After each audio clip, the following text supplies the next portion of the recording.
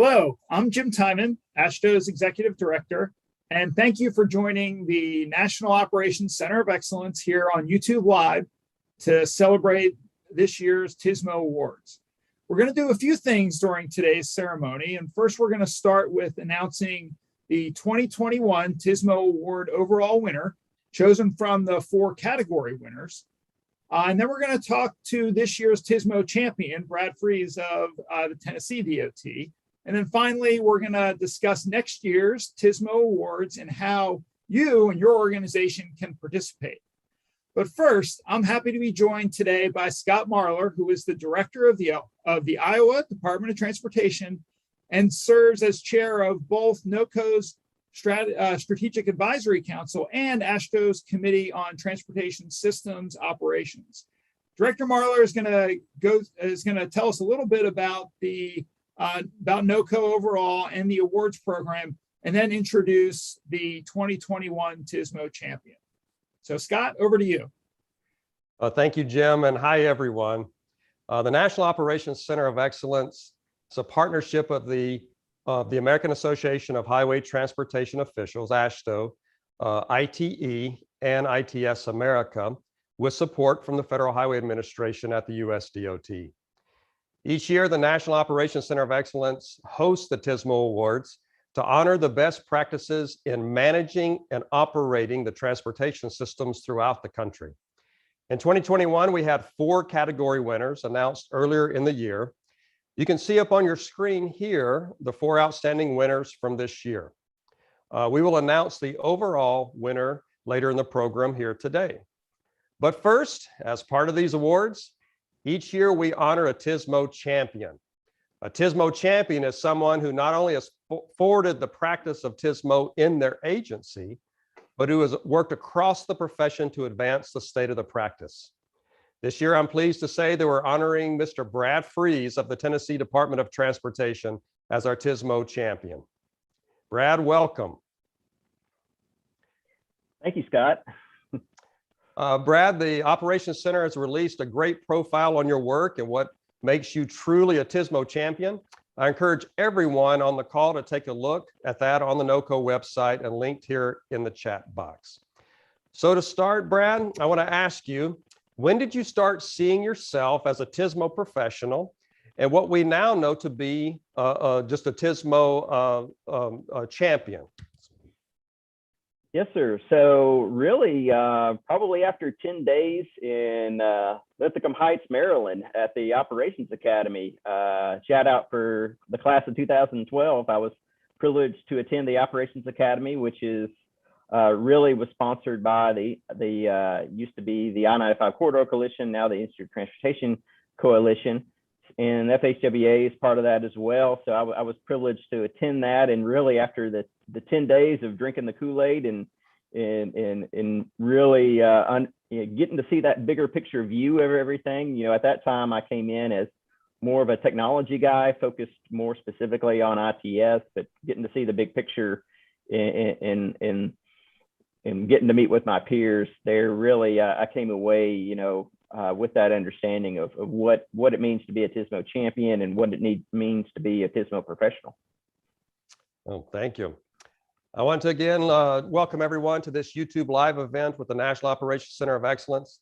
I'm Scott Marler, the director of Iowa DOT, and I'm joined by Brad Fries of the Tennessee Department of Transportation, who is the 2021 TSMO champion. And now for our next question, Brad. Tennessee recently dealt with the challenge of the Hernando de Soto Bridge closing. I know operations played a crucial role in managing this situation. Can you tell us a little more about your approach to managing the system because of the bridge closing and how TSMO specifically played a role?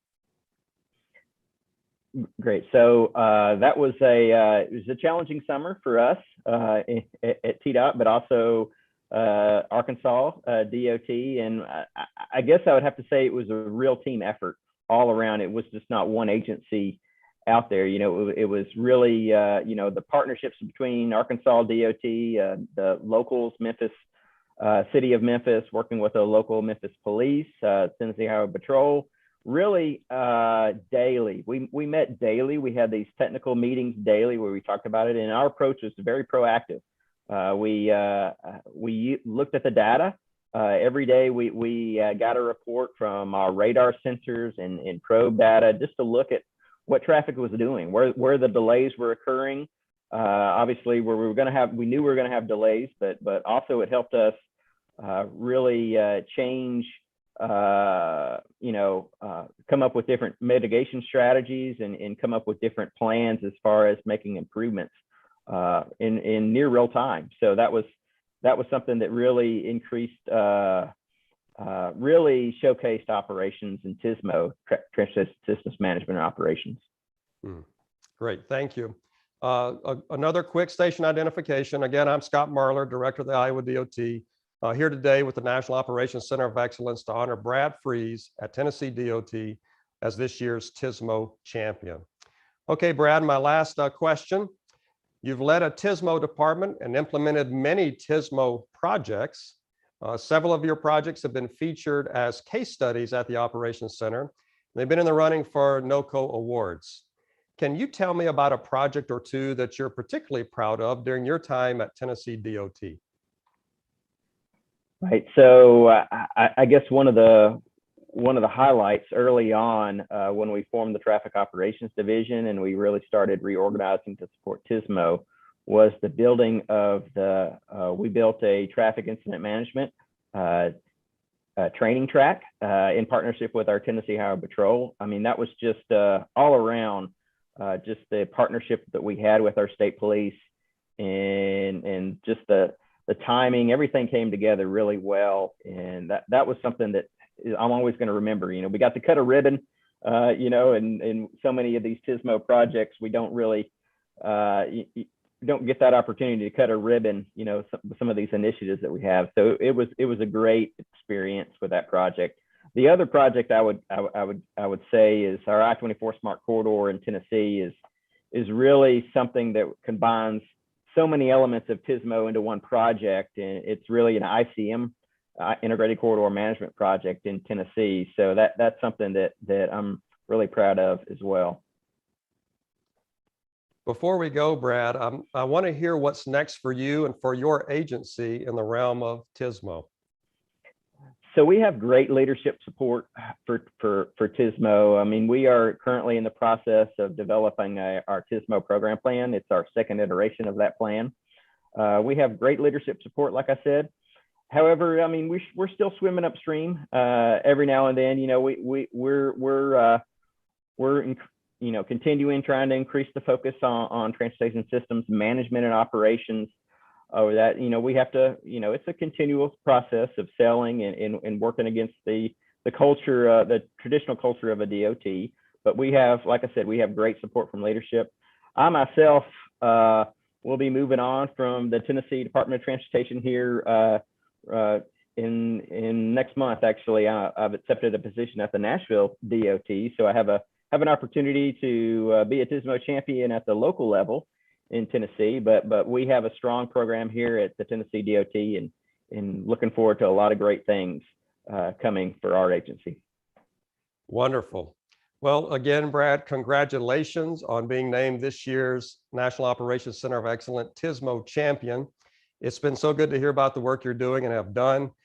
Thank you for sharing your insights, and on a personal level, I so much value your innovation and inclusive leadership over the years. We wish you all the best at Nashville DOT. Thank you, Scott. I would encourage everyone to check out the profile created for Brad via the link in the chat box. Before I hand it back over to Jim Timon to announce the 2021 TSMO Award overall winner, I would like to direct everyone's attention to the screen for the 2022 TSMO Awards next year. The 2022 TSMO Awards will feature 4 category winners next year. We've added 2 new categories. They are Digital Infrastructure for TSMO, as well as Diversity, Equity, and Inclusion for TSMO. The submission period is open now, and submissions will be accepted through mid-December. So please visit the Operations Center's website to learn more, and we encourage you to submit those innovative things that are happening in your world with transportation systems management and operations. The 2022 awards will also feature a TSMO champion, So be sure to submit your nominations to honor an individual who has excelled at advancing TSMO, both inside and outside of their organization and for the industry at large. As many of you know, each year, the National Operations Center takes the award submissions and builds them into case studies. There are now more than 120 of these case studies capturing the great work of TSMO practitioners. We encourage you to check out the link in the chat box to see them all and be a part of the 2022 award to make sure your good work is included. Now I'd like to turn it back over to Jim Timon to announce this year's TSMO Award overall winner. Back to you, Jim. Well, thank you, Director Marlar, and congratulations again to Brad Freeze. While it's disappointing to see him move on from the state DOT community, I know that it's a great opportunity for him at Nashville, and that he's leaving behind a great team there with Tennessee DOT.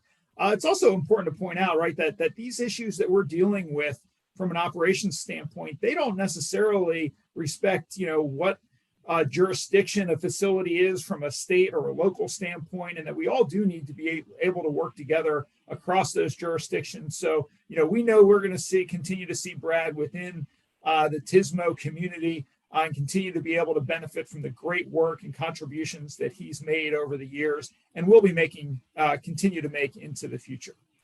So now on to our TSMO Award overall winner.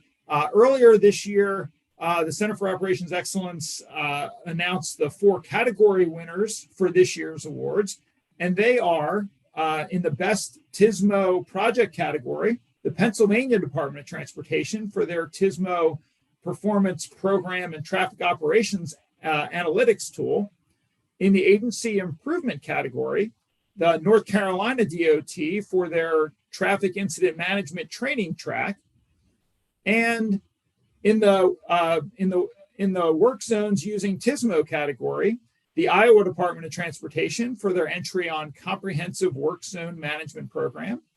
In the Project Selection and Prioritization category, the Pennsylvania DOT for their Regional Operations Plan. So, as I mentioned earlier, each year, those were the 4 category winners, but each year we announce one TSMO overall award winner from these 4 categories. And this year's overall winner is the Pennsylvania DOT for their TSMO Performance Program and Traffic Operations Analytics tool. So we're joined today by Ryan McNary, who's the manager of the Traffic Systems and Performance for PennDOT, Scott Benedict, who is a senior traffic control specialist with Traffic Systems and Performance with the PennDOT Central Office, and Matt Closure, who's the acting manager for ITS and congestion management for PennDOT's District 8. Congratulations to all of you and Pennsylvania DOT for this project and this award. Thank you very much. We're gonna thanks, Ryan. We're gonna ask you guys a few questions, give you a chance to participate here. The congestion pie chart that has been a longstanding theme here in the world of TSMO outlines kind of the non-recurrent congestion as a major cause in our traffic for our roadways. But these previous pie charts that we've been used to seeing in the operations world, they're just estimates.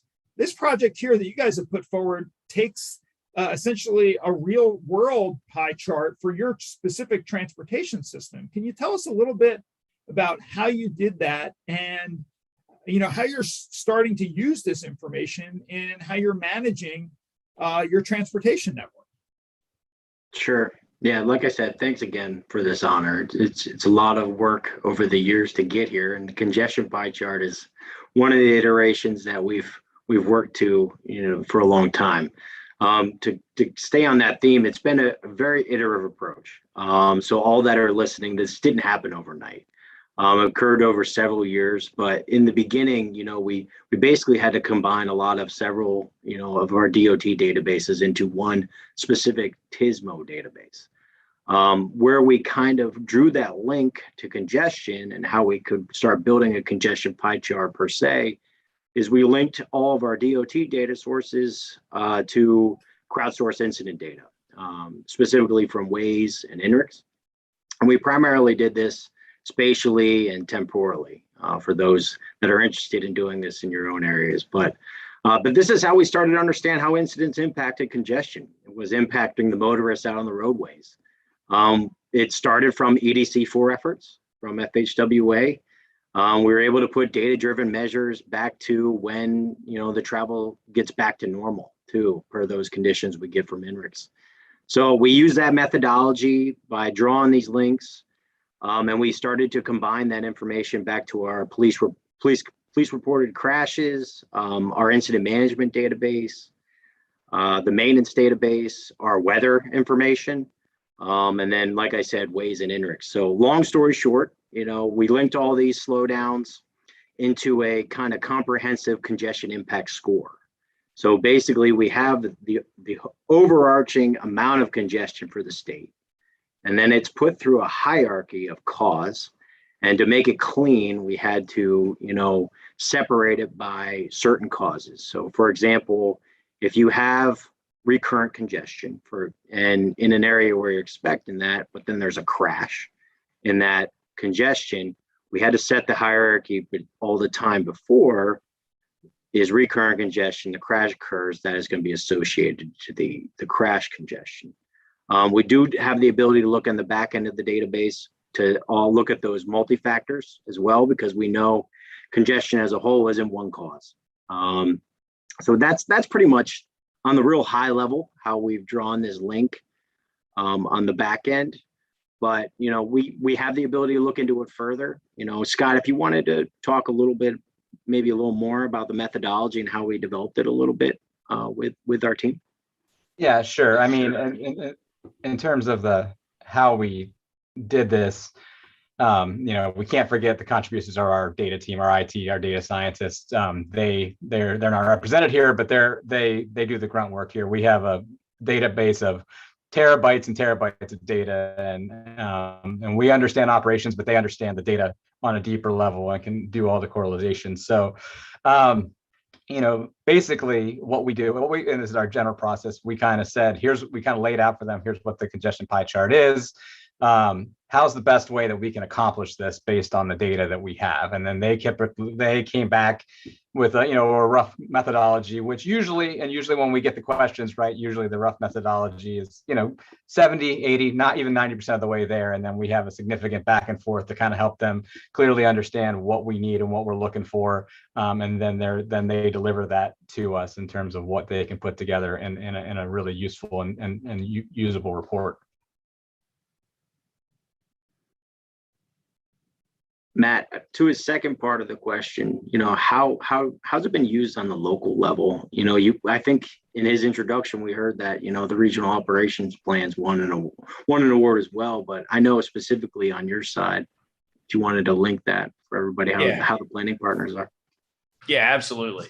And the pie charts, what they did during our regional operations plan, we could narrow down the cause of congestion for each individual corridor. We broke it up into each district, and specifically for our region. So basically what, we all saw the historical TSMO pie chart that, laid out the typical causes of congestion. Well, what this allowed us to do was focus our efforts on the specific congestion that was unique to that either district, corridor, throughout our ROP process. So, there may be different causations, and you could see that and utilize that data to, implement the appropriate projects. So I think that kind of wraps it up. We are looking eventually to maybe get this into the processes ahead of the curve, into the construction design, capital improvement projects where they're looking to add capacity to the roadway. So the congestion pie chart's considered, even in that design phase. So that's great. Ryan, one of the things that I found interesting with this is that this was implemented really just before and at the very beginning of the COVID pandemic. Can you talk a little bit about how you're able to use this data to influence some of the the decisions that were made from a transportation management standpoint, or some of the policies that you were able to put in place during or in response to the pandemic? Yeah, it was released in January 2020. So a few months before we had all the mitigations efforts here in Pennsylvania. So we kind of had to take a step back at that point in time. I think everybody throughout the nation saw the recurrent congestion, or the congestion they're used to at the AM and PM peaks, go away. So we found that as well, from the performance perspective. We had zero recurrent congestion on Pennsylvania core roadway networks in 2020. But the main thing we were hearing from our traffic engineers is we need to understand what that difference is. Where is the traffic volume dissipating, and what roads, and how is the impact rural or urban? So we had to take a look back. So we weren't necessarily looking at the congestion pie chart at that time. We were looking more at our permanent count stations to understand where our traffic volume was dissipating and where it was going away. But we also looked at kind of an opportunity. The way I phrased it to my team is, whenever these things are taken away from us, it's an opportunity too. So from the TMC perspective, we had construction go away for 2 months, period. And in the beginning of construction season here in Pennsylvania, where we didn't have any road work. And for our processes in Pennsylvania, they still receive phone calls pretty much from 7 to 10. And that's a major distraction for an operator. But this gave us the opportunity to look at the effectiveness and how an operator can act when he doesn't have, or she doesn't have, that intrusion into their daily business. So we're able to prove, we looked at the information, that they are as efficient and even more effective. Keep in mind, they were all remote as well. So all of our TMCs were remote throughout primarily all of 2020. So it kind of got us to the point where we're developing an app. So here's the cause and the effect, right? So I manage all the traffic management systems as well. We're developing an app that can be used by our field inspectors, that they can let us know when they're on scene on those work zones. So they can click on or off. Is it an active or an inactive work zone? I think across the nation, that is something that's evaded a lot of different TMCs and operations personnel. We don't know if they're out there, because we want to protect them as much as the motorists that are approaching. So we're working on that app right now. It's still in development. We're going to be upgrading a few things, but at the same time, it's going to make their lives hopefully a lot easier in the morning, and not have to take those phone calls and those distractions. So that's kind of a roundabout way of answering your question, not per se to the congestion pie chart, but to kind of wrap it back up to where I started is, basically we had to understand that 2019 to 2020 comparison. And that came directly from our executives, to the point of understanding its impact on fuel tax revenue. So Scott and I developed a fuel tax revenue model that was based off the VMT and the traffic volumes and the information that was coming from the Department of Revenue. I like to, say, well, I'm not like to say, we have a variance of only -1% right now. So we're pretty proud of that. We came up with it pretty quickly. And then we have a traffic volume analysis report that we actually used to have to do weekly for all of our traffic engineers, which is now a tool for all of our districts to use. But Scott was integral to that process. So I'm going to let him kind of go into that a little further. So why don't you talk about that, Scott? Sure. And I mean, the congestion pie chart itself is an annual tool. It's not something that we generate in real time. All of our data sets we have to have, so we can do that one time a year. And so obviously we understood that once the pandemic hit, everything we knew about congestion was no longer accurate. And so it wasn't a tool that we were able to use usefully too much during the pandemic. One thing it has enabled us to do, as we've looked at our 2020 pie chart, is we have a very easy way to quantify what the impact was on congestion of the pandemic, in terms of reduction, in terms of whether it changed the nature of congestion. We saw over a 70% reduction in congestion of all kinds on our core network last year. So 2021 will be kind of the new normal year, probably to a certain extent. And then, like Ryan said, yeah, our office pivoted to really focus on really just understanding that new normal. We had to work with our Bureau of Planning and Research to develop this traffic dashboard, traffic to get our count station data. That was data that we had, but mostly just that was, done to meet our requirements and submitted that way. It wasn't something that was being pushed out for other people in the department, like operations folks, to look at and really be able to see what was going on, because it wasn't something we necessarily had a demand for before. And so putting that together, I think was one of our highlights of 2020, to be sure, as well as the fuel revenue generation model, which we were looking at, basically being able to come up with a model to predict month to month what the traffic counts had been relative to 2019 levels, and then put that on top of 2019 fuel sales. And like Ryan said, we were able, doing that on a month-to-month basis, to get our fuel revenues for the year right within 1%. So we were pretty pleased with that. Well, that's great. Again, I'm Jim Timon. I'm the executive director of AASHTO, and I'm here with Ryan McNary and Scott Benedict and Matt Klauser from PennDOT, who have just been announced as the winner of the TSMO Award overall winning project. So we're talking about their TSMO performance program and traffic operations analytics tool. So let me ask another question here. You guys have talked a little bit about how this tool has produced data that you've been using or you've been seeing used across PennDOT.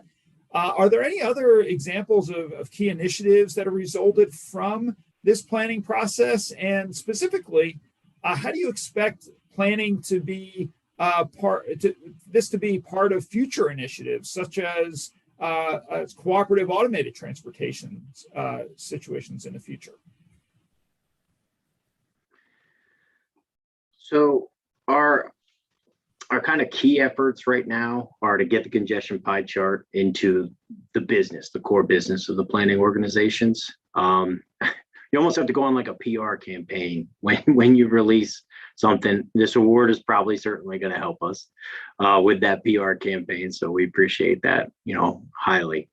But some other avenues that we're actively working on that we haven't published yet are we're trying to quantify, how winter weather conditions cause certain major incidents, and then what's that tipping point in certain conditions that cause hazardous driving, scenarios, or that is most prevalent on our roadways.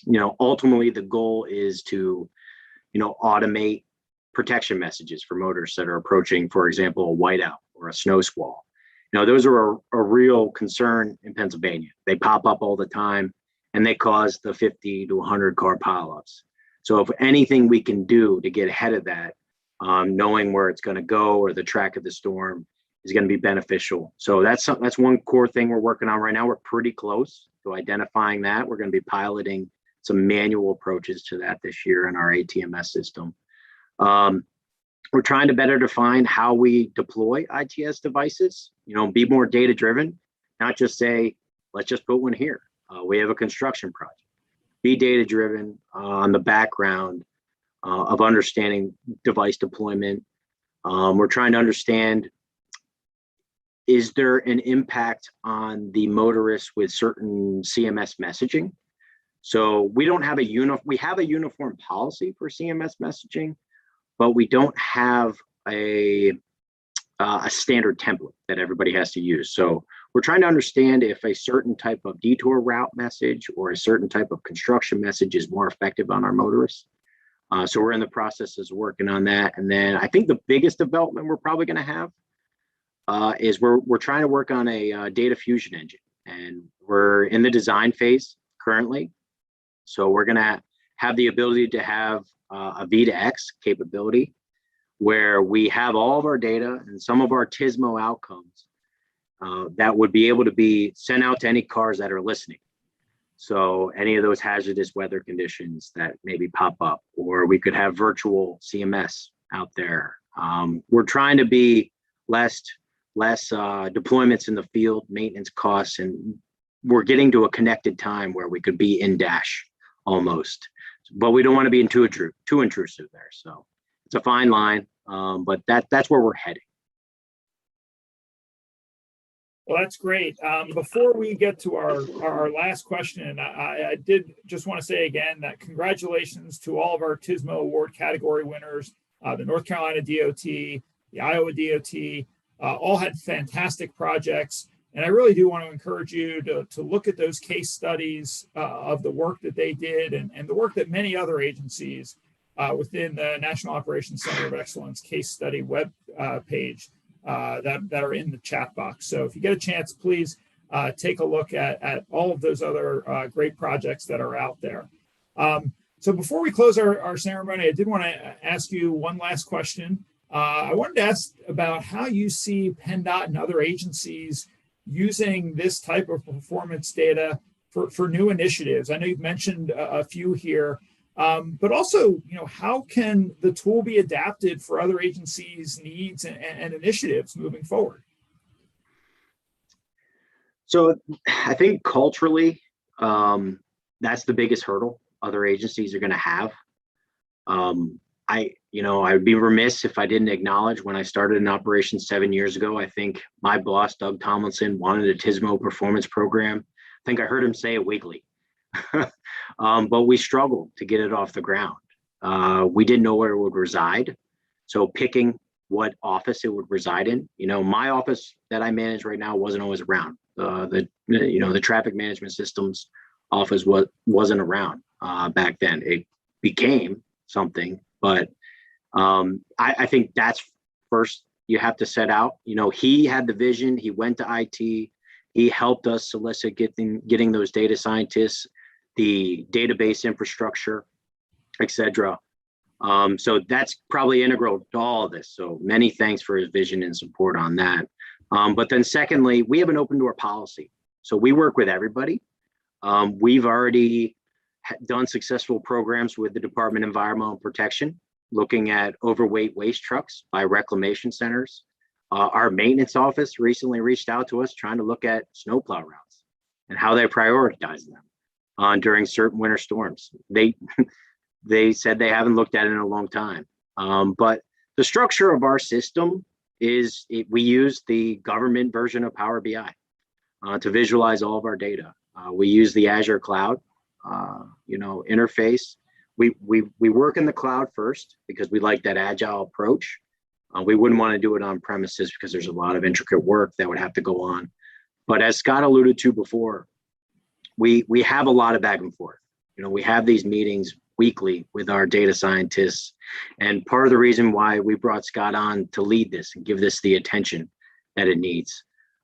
So it's not an exact science, performance data is not an exact science. And we've always found that, over the years, the institutional knowledge of what people thought was real out in the world wasn't.